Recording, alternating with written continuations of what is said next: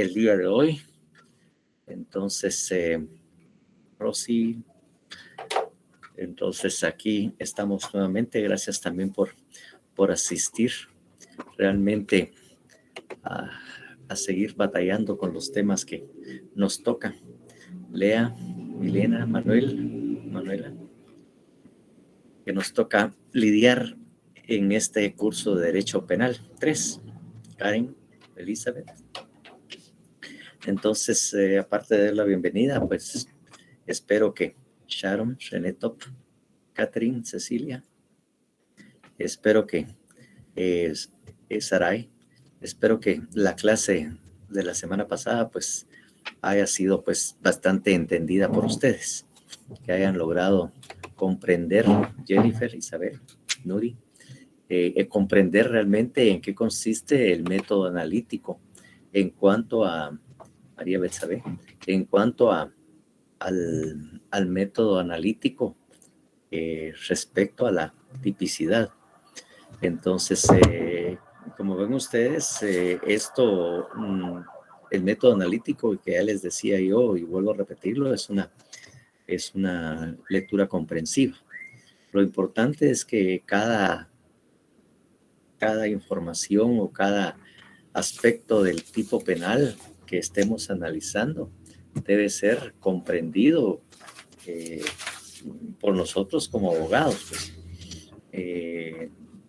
Por ejemplo, hubo cosas que obviamente me obligaron a estudiar, a analizar el infanticidio, para poder explicarles a ustedes y que de alguna manera nos sirve. Pues. Por ejemplo, el poder entender la existencia de una alteración psíquica. Entonces, obviamente, me tuve que meter a otros campos a saber para aprender qué es una alteración psíquica. Y obviamente hacer la comparación con lo que manejamos o nos enseñaron en Derecho Penal 1 respecto a la inimputabilidad y lo que es un trastorno mental, incluso un trastorno mental transitorio. Entonces, para que uno pueda tener la comprensión del tipo penal, tiene que tener comprensión y saber a qué se refieren cada uno de los conceptos que ahí se manejan. No puede uno, nuevamente insisto y repito, simplemente decirlo o repetirlo como loro. Solo decir alteración psíquica sin mayor cosa, ¿no? No, uno siempre tiene que tener muy claro efectivamente el tema, ¿no? Uno tiene que tener claramente el tema o lo que ahí se expresa bastante claro, ¿no? Para poder explicarlo, para poder manejarlo, para que verdaderamente sea un instrumento de trabajo cuando a ustedes en algún momento les toque, pues si es que alguno se quiere dedicar a esta actividad, pues cuando a uno les toque, pues ya saber. Entonces, ese análisis así a fondo de los distintos tipos penales y qué quiere decir cada uno de los conceptos o palabras que están ahí, pues no se acostumbra o no lo han acostumbrado. Tiene uno que ir aprendiendo pues a hacerlo. Otro aspecto que es importante y que eso no lo habíamos dicho, sino que en esta clase de hoy aprovecho a contárselos, es que es obvio que en la tipicidad es donde encontramos en el elemento tipicidad es donde encontramos el elemento subjetivo. Elemento subjetivo del tipo penal o del elemento subjetivo, o sea, lo encontramos acá, es decir, así como sabemos que los delitos dolosos, culposos y preterintencionales, eso lo encontramos en la tipicidad. Eso es uno de los aportes grandes de la teoría finalista, que antes el dolo, la culpa y estos elementos subjetivos se encontraban en la culpabilidad. Y lo que hizo el finalismo es trasladarlos a la tipicidad, porque ahí es donde se ubica precisamente estos elementos subjetivos. Ahí es donde se analiza precisamente, porque el tipo penal, la figura delictiva, le está pidiendo, le está exigiendo que para que sea ese delito, tiene que tener el elemento subjetivo que ahí se está regulando. ¿Mm? Entonces, como ahí lo exige, entonces nosotros entendemos que efectivamente en la tipicidad es en donde podemos ubicar los elementos subjetivos. Y efectivamente ya vienen a quien apareció por aquí ya a fastidiar. Ya oyó la clase y empezó a gritar como quien dice, yo también quiero, ¿no? Ya está con su clave también para ingresar a la clase también. A puro maoído entra. Bueno, entonces les decía que efectivamente ahí es donde vamos a encontrar. Y obviamente solo para un pequeño repaso, recuerden ustedes que estos elementos lo encontramos en lo relativo a los delitos. Cuando miramos el delito en el Código Penal, encontramos obviamente en los artículos 11 y 12. Y obviamente ahí habla también de lo que es el delito consumado, la tentativa y la tentativa imposible. Entonces, entonces habría que leer esos artículos. No sé, les digo así como para alegrarlos o para asustarlos, ¿no? Pues seguí un poco mal de la garganta y la tos se me desarrolló. No sé cuánto tiempo me va a dar la tos para poder estar con ustedes, pero la clase del día de hoy va a ser un poco corta para poder tener todavía fuerzas o que la garganta me deje hablar un poco también con la otra sección. Así es que vamos a tener una clase relativamente corta la tarde de hoy, por ese mi malestar de tos así, Aida del Carmen. Muchísimas gracias. Yo también desde el viernes empecé con estos males y son aquellos ataques de tos y flema que me salen, ¿no? Ahorita estoy con un poco de ardor en la garganta, pero ahí haciéndole ganas, ¿no? Para que ustedes tampoco vayan a perder, obviamente.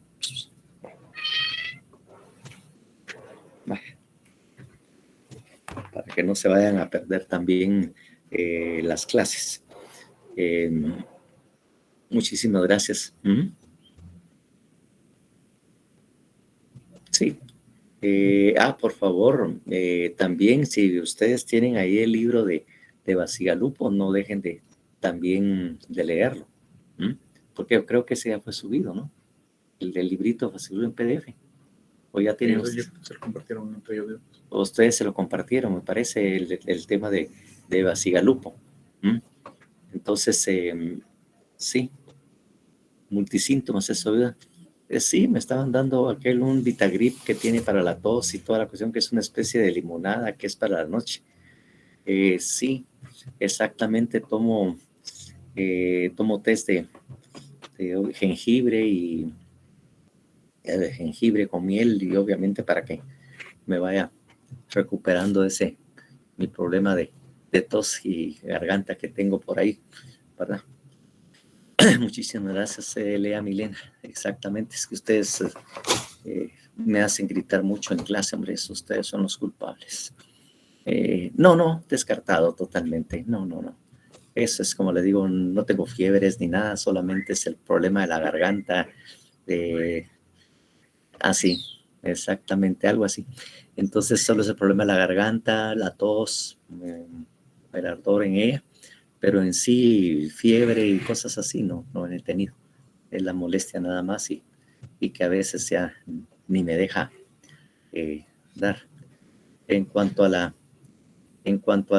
COVID, obviamente, eso no quiere decir de que ya esté salvo, pero ya tengo mis 3 dosis de vacuna. O sea que ya por ese lado no me preocupa.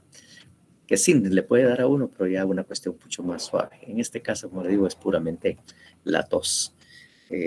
Mis jarabes ahí. Y hay algo que hasta me hicieron caras ahí porque tan feo que es, dice, que también me chopo mis dulcitos de Sorritoni para mantener un poco y el aguacato jodiendo. Es exactamente por el clima tan variable, el viento y el frío que está ahí y todo eso. Entonces les decía yo que es importante recordar efectivamente lo que se expresa en lo relativo en lo relativo a lo que son los delitos dolosos, delitos culposos y delitos consumados. Entonces, eso, como ven, saben ustedes nuevamente, pues están regulados en el artículo 11, 12 y 13, pues, y 14 también, que está la tentativa, y la 15, que es la tentativa imposible.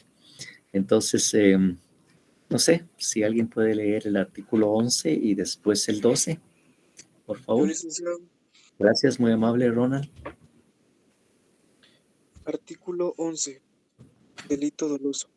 El delito es doloso cuando el resultado ha sido previsto o cuando, sin perseguir ese resultado, el autor el autor se lo presenta como posible y ejecuta el acto. Exactamente. Así El es. 12 también. Sí, por favor. Artículo 12. Delito culposo. El delito es culposo cuando, con ocasión de acciones u omisiones lícitas, se causa un mal por imprudencia, negligencia o impericia. Los hechos culposos son punibles en los casos expresamente determinados por la ley. Ujú, exactamente.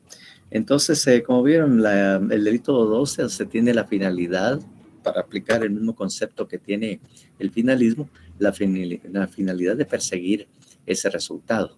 O sea, lo que hablábamos de una relación de causalidad entre la actividad o la acción y el resultado previsto, ¿verdad? Que debía haber relación de causalidad. Y obviamente la persona manifiesta su voluntad, ¿m?, de querer ese resultado. Y obviamente eso lo convierte en un delito doloso, porque el fin o la finalidad o el resultado ha sido previsto y eso es lo que él espera ejecutar y obviamente consumar, consumar en cuanto al delito doloso. En tanto que el delito culposo, el artículo 12,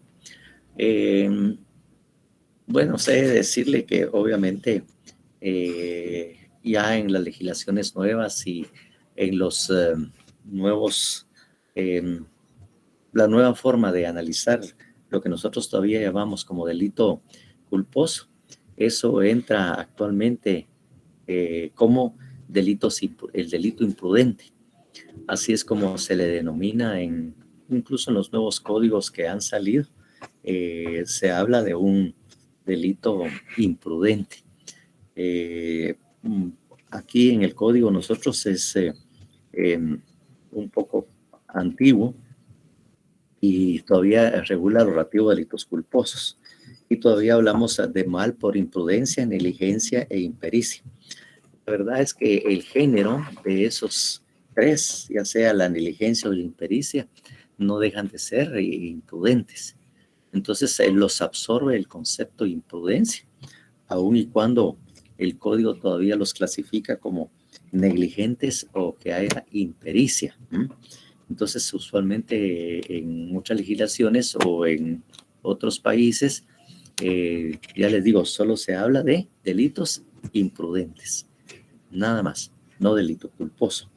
Les decía que nuestro código es bastante viejo, bastante viejito. Se parece a su profesor de penal. Pues sí, no es cuento, va a decir alguien por ahí, si lo dicen, les pego un zarpazo de colgato. Bueno, entonces, eh, ustedes saben este código prácticamente cuántos años tiene.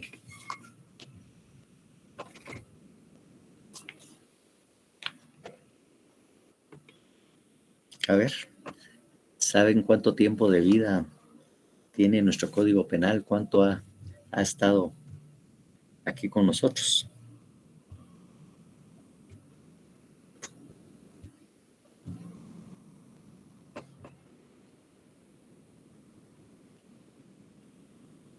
49 años, 50 años. Bueno, el código, fíjese usted, entró en vigencia, es el decreto 17-73. Exactamente, fue en 1973 que este código se puso en vigencia aquí en Guatemala. Pero ustedes saben cuál es el origen de este código penal.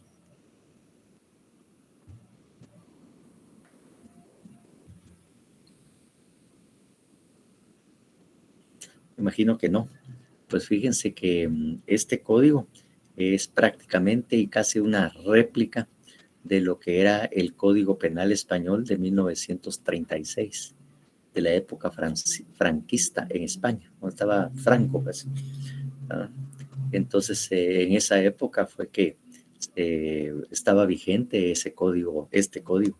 Entonces, de alguna manera, cuando en 1973 se reformaron o crearon el Código Penal, prácticamente casi es una copia. Por eso es que era muy fácil comprar libros españoles o de autores españoles en aquella época en que analizaban el Código Penal y el Código Penal español, y cuando uno leía esos libros parece que estuviera leyendo, a veces por la forma en que estaban redactados los artículos, aún cuando ellos estaban mencionando al Código Penal español, era casi lo mismo.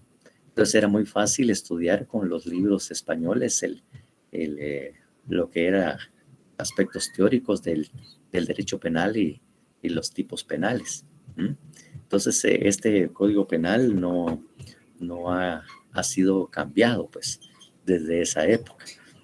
Ya ha habido intención bastante fuerte, incluso ya hay un proyecto de ley donde hay una propuesta de un nuevo código penal, pero desde hace muchos años, desde cuando salió el código procesal penal, quisieron también de una vez cambiar el código penal, pero no ha sido posible.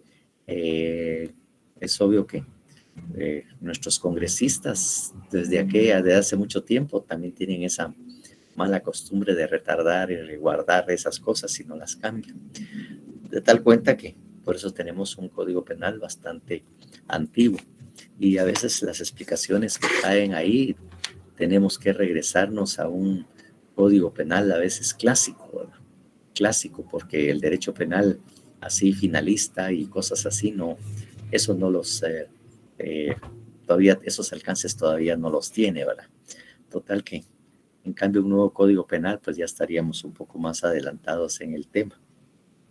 Pero bueno, no crean que solo aquí pasa, ¿no? También el Código Penal español tardó muchos años en ser modificado.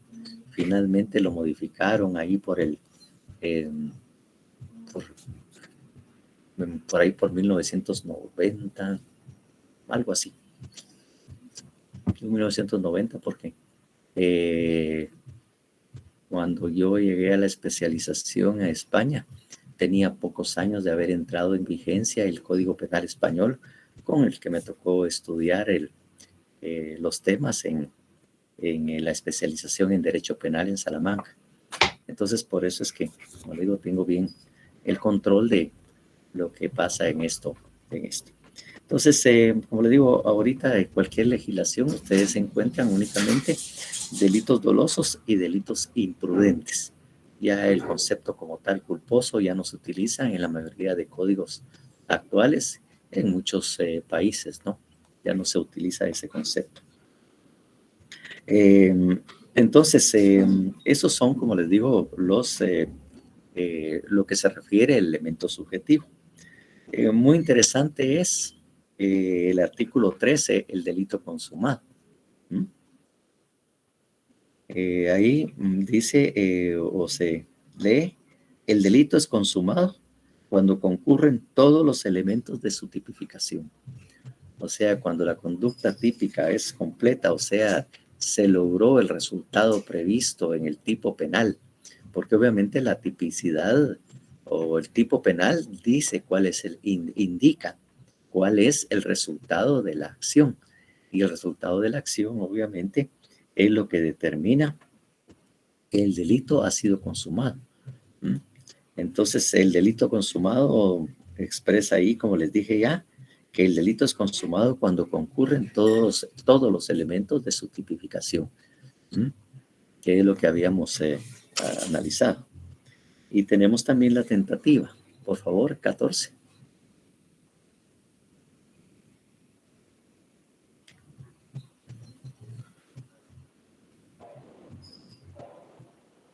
Ronald, si nos hace el favor nuevamente. Claro, licenciado. ¿Qué artículo me dijo? 14. Muy bien, licenciado. Artículo 14. Tentativa. Hay tentativa cuando con el fin de cometer un delito se comienza su ejecución por actos exteriores idóneos y no se consuma por causas independientes de la voluntad de la gente. Ujú. Entonces, ahí está la tentativa, como lo explicábamos en otra circunstancia, ¿no? Hay tentativa, porque tenía la buena intención de matar, pero no logró matarla a la persona. Entonces, por eso hablamos de tentativa. Eh, para determinar, muchas veces la tentativa se hace eh, necesario un buen expertaje o un buen informe del INASIF para saber efectivamente hacia dónde iba dirigida la agresión o dónde efectivamente llegó el golpe y que si ese golpe podría haber ocasionado la muerte o si se desvió en algún momento dado, ¿no? Para poder saber si hubo o no tentativa. Usualmente cuando hablamos de tentativa, eh, hablamos de que en la tentativa pueden suceder dos cosas, que hubo y inidoneidad, inidoneidad en el objeto o la inidoneidad de el sujeto. Sean el objeto o el sujeto no eran los idóneos. Por eso hablamos de inidoneidad, ¿verdad? Entonces, porque el objeto con que se quiso consumar el hecho no era el adecuado o el capaz de producir el resultado que se había previsto. Y a veces es tentativa porque el objeto o el sujeto sobre el cual se iba a recaer la acción no era tampoco idónea para haber cometido también ese delito. Entonces, ahí es los casos en que podría ser tentativa. Pero discúlpeme, que me adelanté. La tentativa imposible que era empezar a escribir, pero ya no les hice eh, eh, eh, la diferencia, porque la tentativa, los actos exteriores idóneos y no se consuman. En cambio, la tentativa imposible que vamos a leer a continuación, van a ver que ahí no hay, no son los medios idóneos los que utiliza. En cambio, en el doloso, todo estaba, con todo eso era posible cometer el delito, porque los objetos y los sujetos eran idóneos para poder causar la muerte.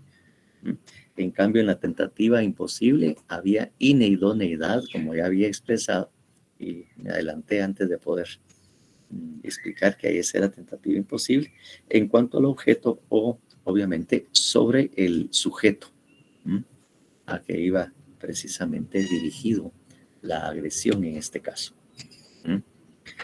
Entonces,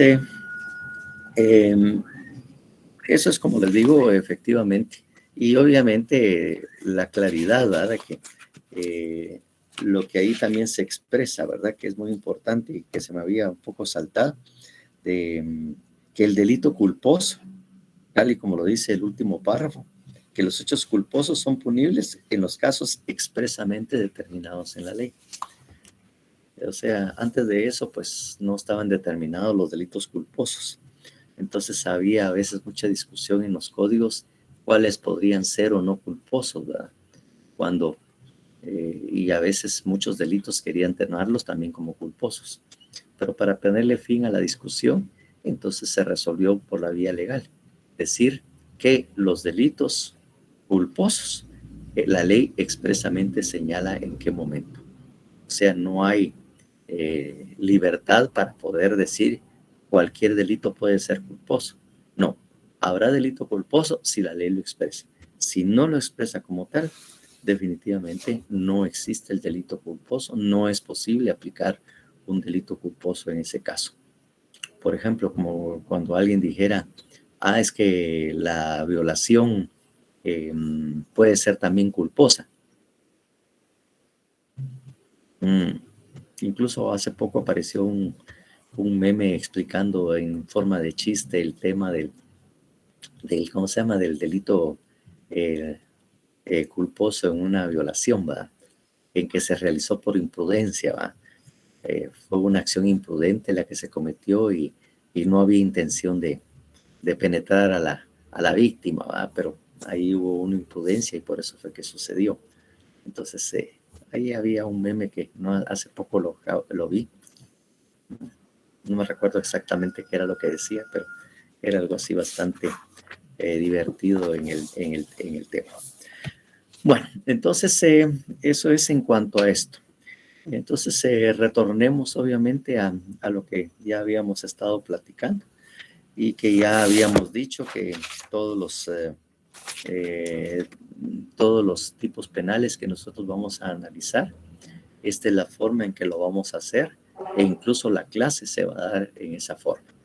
O sea, todos vamos a utilizar esta forma de análisis porque le digo, pienso que es la más adecuada para entender bien lo que es la tipicidad y obviamente utilizarlo bien como herramienta de trabajo.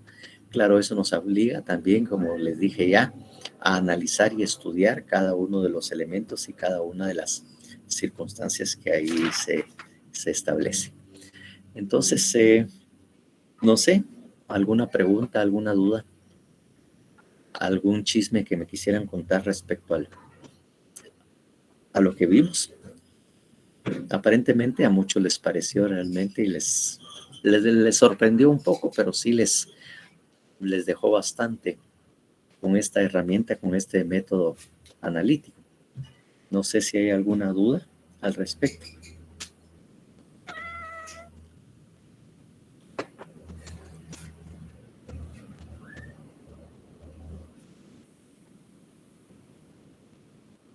Bueno, aparentemente no la hay. Bueno, si no la hay, entonces tendríamos que seguir con el siguiente elemento del delito. Entonces, el siguiente elemento del delito que nos toca analizar, ¿cuál sería?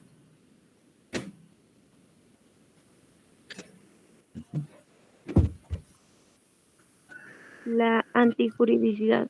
La antijuricidad, ¿verdad? Entonces, esa es la que nos tocaría precisamente analizar en este momento. Usualmente, ¿cómo decimos nosotros? ¿Cómo explicamos o cómo les han definido el elemento antijuricidad?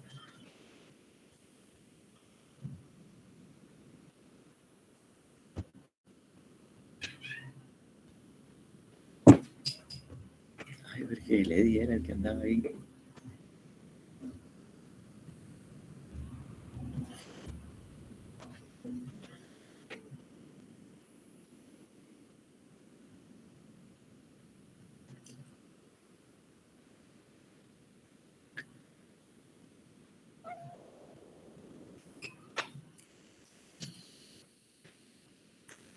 ¿No se recuerdan cómo definían ustedes un juicio negativo de valor que recae sobre un comportamiento humano típico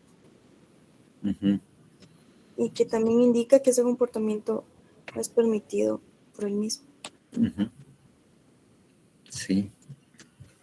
¿Alguna otra? Adama Emanuel dice, es una acción contraria al ordenamiento jurídico. Ahorita se subió la diapositiva respecto a la presentación en PowerPoint, respecto al sistema finalista, obviamente, que estábamos analizando. Como ven ustedes en esa, para regresar un poco, ¿verdad?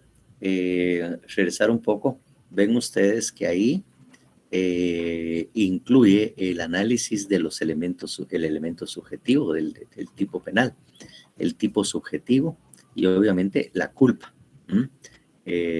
Como ahí bien lo dice, ¿va? Conocimiento de las circunstancias del hecho e intención de realizar la conducta. La culpa, elementos subjetivos específicos requeridos por el tipo. Entonces ahí claramente tenemos que, para analizar los elementos subjetivos, aquí es donde lo tenemos que hacer. El siguiente nivel, solamente para recordarles un poco de lo que habíamos hablado hace un momento. estábamos hablando, tratando de determinar qué era la antijuricidad.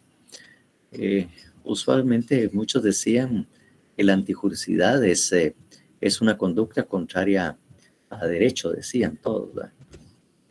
Contraria al ordenamiento penal, ¿verdad? Contraria a lo que está regulado en el Código Penal. Es decir,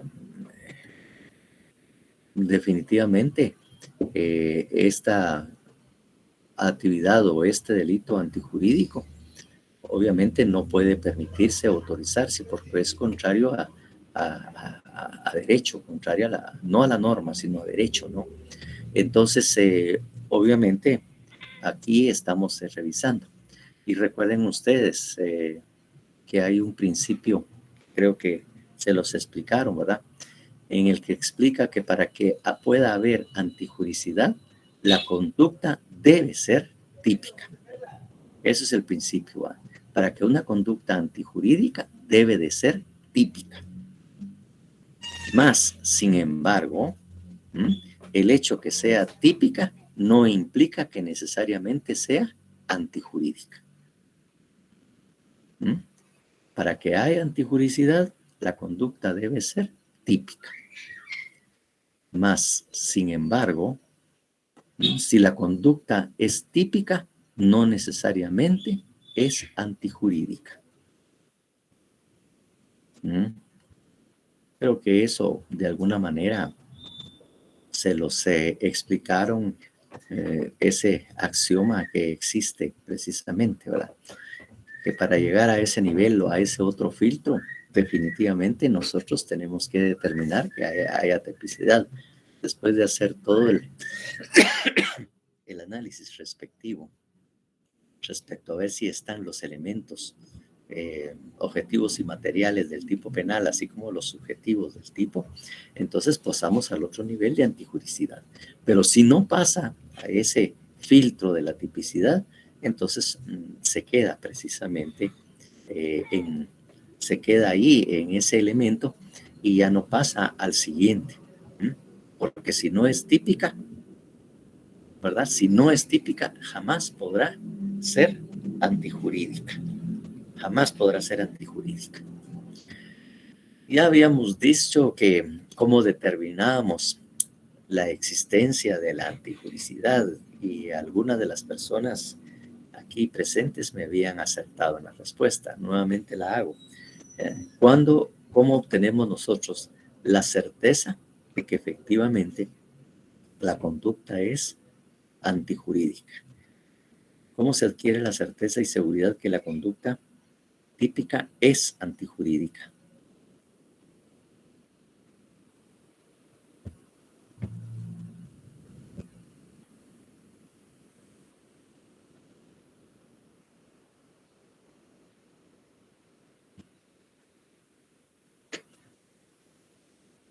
Bueno, fue en esta sección que me respondieron esa pregunta.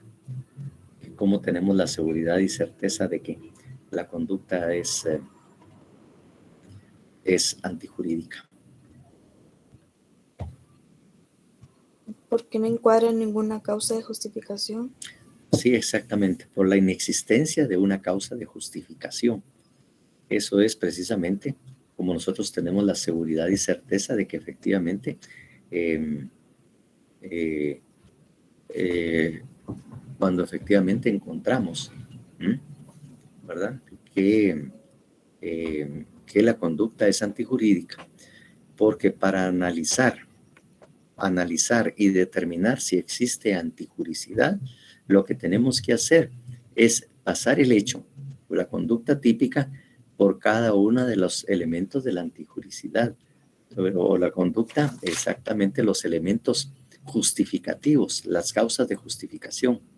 Nosotros tenemos que pasar esa conducta humana típica, que por cierto, cuando ya encontramos que es típica, ya cambia de nombre.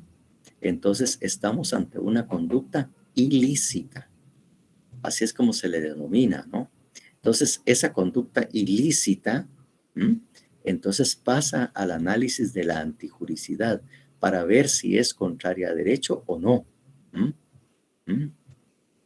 para ver si efectivamente es contraria a derecho. Entonces, para nosotros determinarla, tenemos que ver si hubo o no legítima defensa, si hubo o no estado de necesidad justificante, si hubo cumplimiento de un deber, si hubo ejercicio de un derecho, una obediencia debida o jerárquica, como ahí dice, o si hubo consentimiento. Eso es lo que efectivamente expresa ahí en esa presentación, ¿verdad? Que hubo el consentimiento. Pero obviamente eso es lo que es el siguiente paso, ¿no? Entonces nosotros tenemos que tener bastante claro, ¿verdad? Bastante claro cuáles son los elementos que incurren en cada uno de las causas de justificación. También hay algo que les quiero decir, algo que les quiere decir. Aquí en el sistema finalista que estamos analizando, y obviamente eso es extraído de la legislación alemana, cuando nosotros vemos la antijuricidad y la vemos precisamente,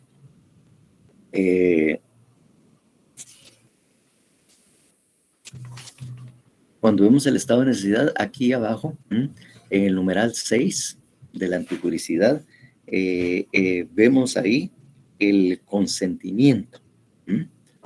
Eso obviamente está en la teoría y en la legislación alemana también se observa que cuando el hecho ha sido consentido, entonces obviamente no hay antijuricidad. Es decir, cuando el agraviado ha aceptado que efectivamente se realice el hecho. ¿En qué caso podemos ver aquí en Guatemala que todavía está en discusión o podría discutirse? Pero ¿en qué caso pueden ustedes, no en Guatemala, olvidémonos de Guatemala, ¿en qué caso podríamos pensar en el consentimiento?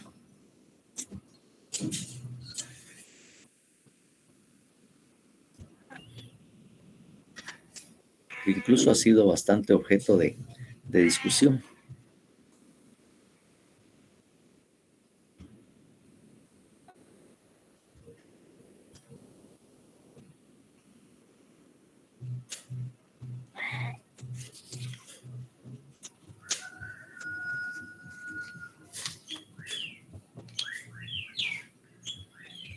Bueno, ya que no lo ponen.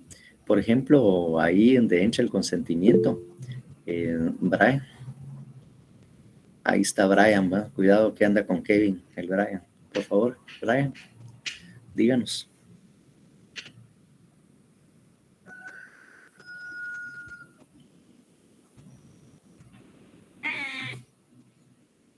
Bueno, por ejemplo, en el tema de la eutanasia, exactamente, Brian, en el tema de la eutanasia, que efectivamente hay un consentimiento de parte de la persona, si está en capacidad de dar el consentimiento, obviamente, para que padeciendo de un mal bastante grave o una enfermedad incurable y que únicamente está ocasionando muchos gastos y cuando las posibilidades de curarse o de salir de ese estado es imposible, entonces la eutanasia es un caso que se ha discutido, ¿verdad? Que obviamente que pueden provocarle la muerte y obviamente si lo tipificamos y hacemos todo el análisis sería un delito doloso, pues, porque de propósito se causó la muerte porque de hecho al desconectarlo de los aparatos el cual le mantienen vivo, automáticamente sabemos que al desconectar se va a provocar la muerte. Ahí es en cuanto ya tenemos el tema del consentimiento. Entonces le digo, en Alemania sí, el consentimiento sí opera como una causa de antijuricidad, excepto para los delitos que atentan contra la vida. Ahí sí, efectivamente, no opera el consentimiento, pero en todos los demás delitos esta antijuricidad sí opera. Lo explico porque de alguna manera está ahí en la diapositiva y efectivamente pues no podía dejársela sin que ustedes tuvieran bastante claridad sobre lo que ahí se trata de explicar, ¿no? Entonces efectivamente eso es lo que dirá. sea, la víctima está de acuerdo. Obviamente, en otro caso, que también podría existir el consentimiento, y a veces se lee el consentimiento, podría ser en los delitos sexuales, por ejemplo, que la persona esté alegando violación y la persona lee que ella prestó su consentimiento para tener esa relación sexual, ¿verdad? Entonces, en ese caso, podría todavía alegarse un poco el consentimiento. Y en el aborto procurado, lo que pasa es que fíjese que hay algo especial con ese aborto procurado. Por favor, busquémoslo en el Código Penal, algo que necesita ser explicado. Sí.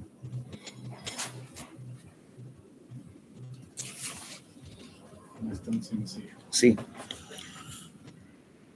Especialmente en el artículo 137, el aborto terapéutico.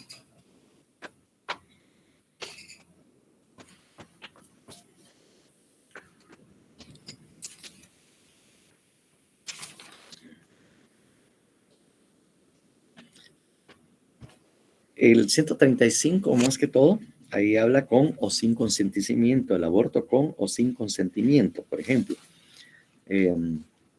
Y obviamente ahí hay una atenuante, ¿no? Porque obviamente si hay consentimiento de la mujer para provocar el aborto, estamos hablando de prisión de 1 a 3 años. Procesalmente o penalmente, la persona que haya causado un aborto terapéutico bajo estas condiciones, he de decirles que no, jamás va a ser condenado a prisión, porque cuando hay prisión de 1 a 3 años, puede de alguna manera incluso, ¿verdad? Evitar la cárcel, ¿verdad? Puede haber una libertad condicional, ¿verdad? Precisamente por los pocos años que hay de pena, que es de 1 a 3 años. Entonces ahí puede haber ahí no podría publicarse, no necesariamente habría una pena de prisión para la persona. Al momento que se dicte la sentencia se puede pedir esa circunstancia. Y obviamente sin el consentimiento es de 3 a 6 años. Ahí sí lo platica, ¿verdad? Entonces ahí tenemos que el consentimiento nada más opera aquí en Guatemala como un atenuante, por ejemplo, como dijo ahí en el caso de aborto. Es un atenuante nada más. El hecho que la madre haya consentido que se le practicara el aborto. Entonces, y obviamente así es como lo tienen arreglado, ¿verdad? Eso es el único caso en que de alguna manera en otra oportunidad también había un consentimiento en cuanto a las... disculpen, pero alguien quiere salir en las cámaras también, ya se cansó de no aparecer por ahí. Bueno, entonces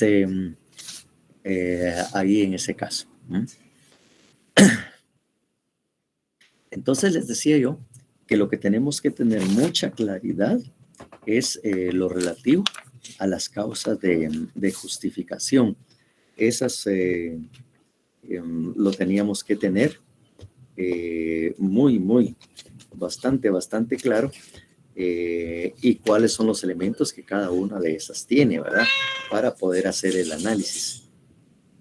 Porque obviamente estamos analizando el título 3 de las causas que eximen de responsabilidad. Carolina Romero. Buenas tardes. Hola. Yo tengo una pregunta aquí con esto que estamos platicando. Sí. Fíjese que, digamos, imaginémonos que a alguien le hacen un diagnóstico sobre una enfermedad terminal, o bueno, no, compliquémoslo un poco, que le diagnosticaron VIH. pero como no tiene todavía toda la información pertinente sobre los tratamientos modernos, pues considera que de plano se va a morir a la brevedad. Libre de toda la estigmatización y lo que significa que en el pueblo se enteren de su diagnóstico y la situación que lo llevó a él, ¿verdad? Ajá. Ese es un estado de necesidad exculpante para esta persona. ¿Cómo para qué? O como para pedir que lo eutanasien, pues. Sí, lo que pasa es que tanto como para esos extremos no creo que llegue el VIH, no llega a esos extremos realmente, ese tipo de enfermedad. Estamos hablando usualmente de enfermedades en que la persona está en un estado, un cáncer terminal, un cáncer fulminante, como también le pueden decir, o hay personas que tienen aquellos que les causan un derrame, ¿verdad? O un golpe, claro, pero... Sí, que pero grave, digamos, que está hospitalizado y lo tienen vivo a puro aparato, pues.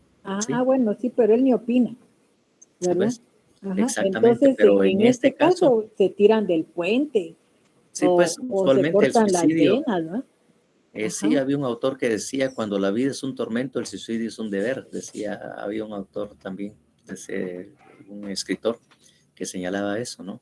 Cuando la Claro, vida es un tormento, el suicidio es lo mejor, ¿verdad? Ajá, entonces a veces se toman Pero ese tipo de decisiones que también tienen sus consecuencias sociales, ¿verdad?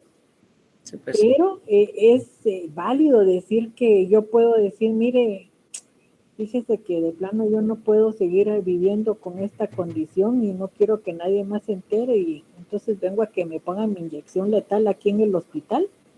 no. ¿Se vale? No, definitivamente cuando hablamos de eutanasia, usualmente en los países que incluso está legislado o no está legislado, tiene que haber un permiso judicial, una autorización judicial para poder precisamente provocar la muerte, pues. No es nada más ir con el médico automáticamente va a decir no.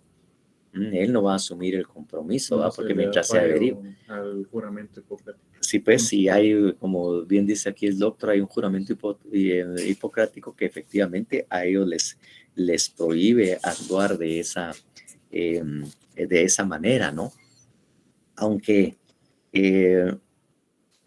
efectivamente, le digo, en ese caso no lo haría un médico, ¿verdad? Definitivamente un médico no se animaría jamás a hacer ese tipo. Incluso hubo una discusión bastante grande a nivel de médicos respecto al tema del aborto. Incluso hay médicos que incluso se niegan a practicar un aborto terapéutico, aun y cuando la persona está bastante enferma. Entonces, le ponen una serie de peros antes de, aun y cuando el aborto terapéutico fácilmente, fíjese usted, caería en un estado de necesidad.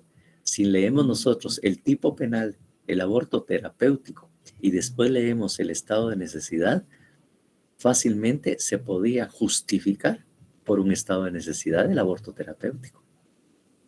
Pero aún así, muchos médicos, la mayoría, y como le digo, yo he sido asesor del Colegio de Médicos y Cirujanos, y efectivamente la mayoría de ellos, no, yo sí no lo hago. Incluso cuando se estaba discutiendo la autorización del aborto, que si se podría legalizar el aborto, máxime en aquellos casos en que la persona había sido violada y efectivamente como producto de la violación también había habido un embarazo, ¿verdad? Y que hubo una discusión que incluso las iglesias se pronunciaron mucha gente. Los médicos decían, ¿verdad?, que efectivamente el aspecto religioso es duro realmente en estos temas. Entonces ellos decían que médicos que no lo harían. Muchos médicos que yo conocí, la mayoría, no puedo decir la totalidad porque más de algunos sí lo haría, pues, pero el gran número de médicos que yo pude tener en esa reunión, porque incluso en un congreso médico se discutió también el tema, y también fui expositor en los congresos de medicina. Ellos manifestaban contrarios totalmente al tema del aborto. Incluso el terapéutico. Mucho más en esas condiciones, que no hay una situación de enfermedad ni nada, sino que simplemente el aborto legal, ¿verdad? El decir el derecho que tiene la mujer, dicen en muchos casos, porque es un movimiento feminista, a decir no. El derecho que tiene la mujer a decir no quiero tener un hijo, no quiero estar embarazada, y yo tengo derecho a ir, porque es mi cuerpo, a decir, sáquenme el producto de la concepción. ¿Por qué? No les importa. Simplemente no quiero tener mi embarazo, no quiero tener un hijo. Eso es lo que se ha manejado, pues. Entonces, en este tema, como le digo, los médicos aquí en Guatemala, al menos, sé que no van por eso y se opondrían fuertemente a hacerlo, aun y cuando estuviera autorizado en muchos casos. Eso es lo que alguna experiencia he tenido en el aspecto de eso. Ahora en la práctica sí no, ahí sí ya no, en la práctica del aborto sí ya no vuelto. El análisis jurídico sí lo he hecho en congresos médicos. Bueno, así es, mi estimada Carolina. No sé si con eso ya le respondo su pregunta o su Sí, duda. es que sí puede ser que, digamos, entre estas excluyentes de culpabilidad, pues bueno, dije yo, es muy probable que haya muchas personas que en estas condiciones, independientemente de las embarazadas, ¿verdad? Que les den un diagnóstico que no puedan manejar, busquen una solución legal o ilegal, ¿verdad? Y también ahí entran las embarazadas, ¿verdad? Porque como ¿Sí ves? dice usted, el doctor, ¿cómo es que se llama? Bueno, el doctor. El ginecólogo, el Ajá, ginecobstetra. bueno, sí, pero digamos en los hospitales hay muchos, llegan muchas muchachas de diferentes edades a las que las comadronas les practican Sí, abortos, ¿verdad? sí, Y, exactamente. y muchas Llegan a las mueren, emergencias. ¿verdad? Exactamente, muchas las Entonces, emergencias. claro, un Y montón. ahí tienen una obligación de denunciar el médico cuando llega un caso, o las personas que están atendiendo en la emergencia tienen la obligación de poner en conocimiento a la autoridad. O sea, hay una obligación de denunciar, que si no lo hacen, no denuncia el médico, entonces incurrirían también en omisión de denuncia. Ellos cometerían un delito.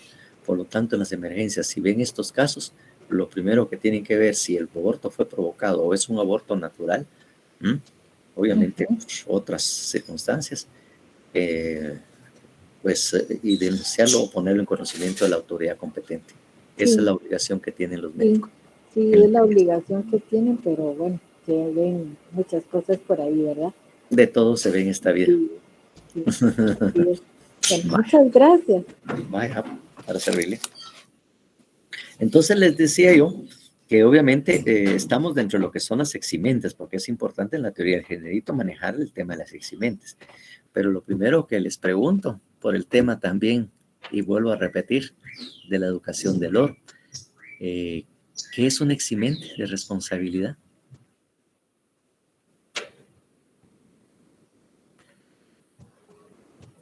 ¿Cómo definen ustedes un eximente de responsabilidad?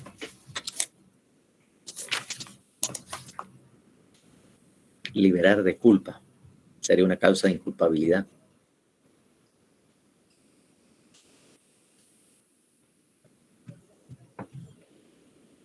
Si hablamos de liberar de culpa, estamos hablando de la culpabilidad. Entonces, ahí hay causas de inculpabilidad. Pero en este caso, ¿qué es un eximente de responsabilidad? Ya veo que cuando hablamos de eximentes de responsabilidad, se habla de los inimputables, de las causas de justificación y las causas de inculpabilidad. Entonces, yo lo que quiero saber es qué son eximentes, a qué se refieren, o cómo podemos definir eximente de responsabilidad penal.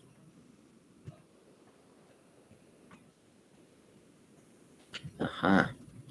Quiere decir que solo repitieron la palabra cuando recibieron el curso y no les dijeron, y ustedes o no entendieron qué era, o se les olvidó, porque también podría ser que se les haya olvidado.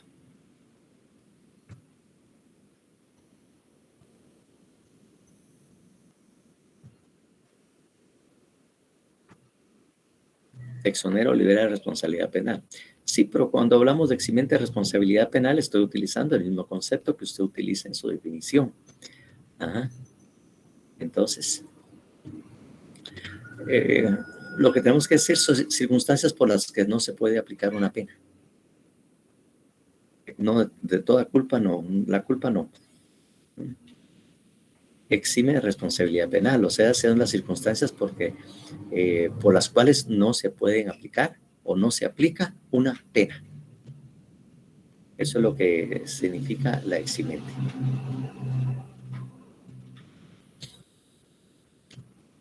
¿Saben qué? Ahorita que vino, está entrando Sandra Delfín, está entrando ahorita que llegó a esta hora. Me está ardiendo un poco la garganta. Voy a tener que dejarlo ahí para que pueda yo charlar con la otra sección. Disculpen que me retire así, pero ya empecé a sentir la molestia y ya las ganas de toser ya me están viniendo por ahí.